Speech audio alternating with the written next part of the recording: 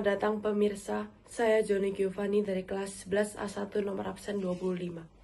Kini, Surabaya terkenal dengan perkembangan pusat perbelanjaan modern, seperti supermarket dan mal yang sangat besar.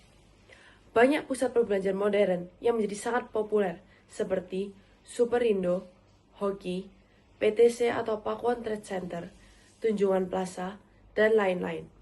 Namun, di balik perkembangan pesat ini, muncullah pertanyaan dan kekhawatiran. Dengan berkembangnya pusat perbelanjaan modern, apakah kesenjangan akan terus melebar dan pasar tradisional terpinggirkan? Simak penelusuran ini bersama tim reporter kami. Terima kasih. Pusat perbelanjaan modern dengan fasilitas dan pengolahan yang lebih maju dari pasar tradisional, bertampak pada harga dan kualitas barang, serta memperlebar kesenjangan ekonomi antara kelas menengah bawah dan atas.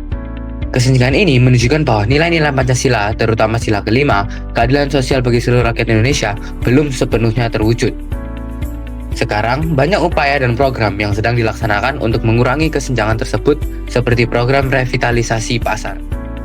Oke guys, sekarang kita udah di Lotte Mart dan kita mau nyari seorang narasumber buat kita wawancara ya.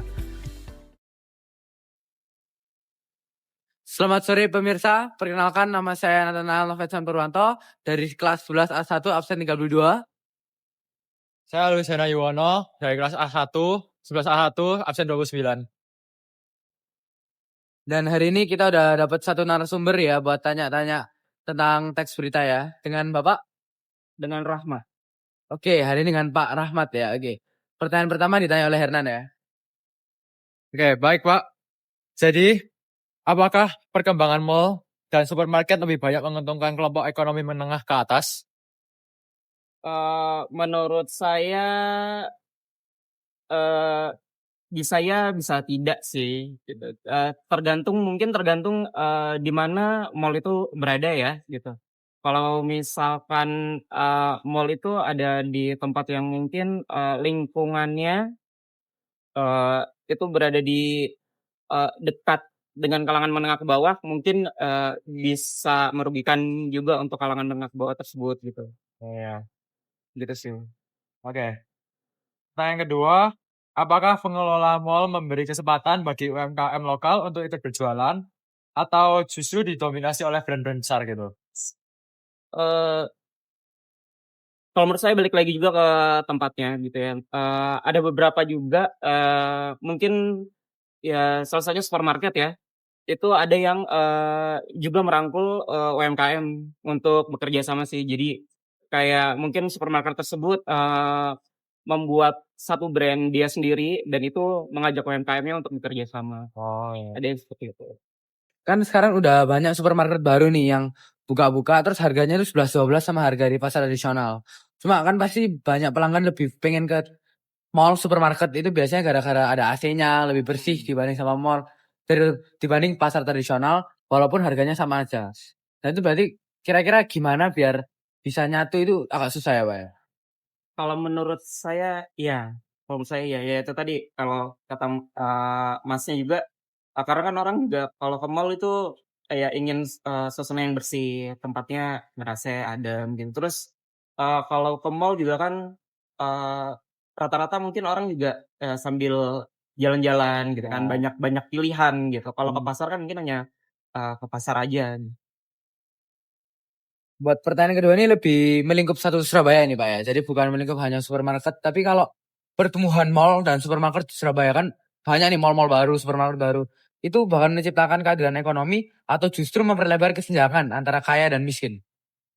Kalau menurut saya akan memperlebar kesenjangan sih, kalau menurut saya. Karena rata-rata mall di Surabaya ini tuh ya memangsanya memang lebih banyak ke menengah ke atas gitu kan. Kalau nggak eee, sedikit sedikit mall yang memangsanya itu menengah ke bawah, gitu. Terus kalau apakah perkembangan mall di Surabaya sudah memperhatikan kesejahteraan para pedagang kecil dan masyarakat sekitar atau justru membuat mereka semakin tersisih? Jadi kayak yang tadi yang di UMKM lebih diizinin apa enggak kalau jalan di sini, tapi ini lebih ke rakyat biasanya. Kayak biasanya kan di sini ada banyak larangan-larangan kayak peraturan-peraturan yang enggak biasa dilakukan di masyarakat biasa tapi di sini dilakukan. Ini gimana, Pak? Gimana? Nggak nangkep. Bisa kayak di sini kan masih apa ya namanya? Etikanya kan beda kan, Pak? Maksudnya kayak standar etikanya kan beda. Nah, itu kira-kira gimana biar orang-orang yang dalam kutip menengah ke bawah itu masih merasa nyaman buat kalau ke mall dan supermarket. Biar nggak merasa kalau mereka ke sini, mereka itu ada kesenjangannya gitu, Pak. Kalau menurut saya sih nggak bisa sih, gitu. Maksudnya gimana ya? Apalagi ya contoh kayak Pakuan Mall gitu kan. Kalau misalkan pun dilihat dari brand-brand yang ada gitu kan, itu kan brand-brandnya yang kebanyakan luxury gitu kan. Jadi kalau menurut saya pasti akan ada sih gap itu. Nggak mungkin nggak ada gitu. Oke, terima kasih ya, Pak. Baik, sekian dari kami.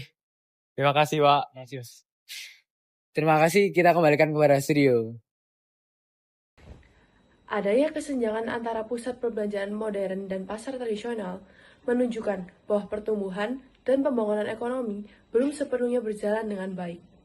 Berbagai upaya telah dilakukan untuk mengurangi kesenjangan ini. Namun, untuk terus mengurangi kesenjangan ini diperlukan tindakan konkret dan berkelanjutan dari pemerintah, serta partisipasi aktif dari masyarakat. Saya, Johnny Giovanni, pamit undur diri. Terima kasih.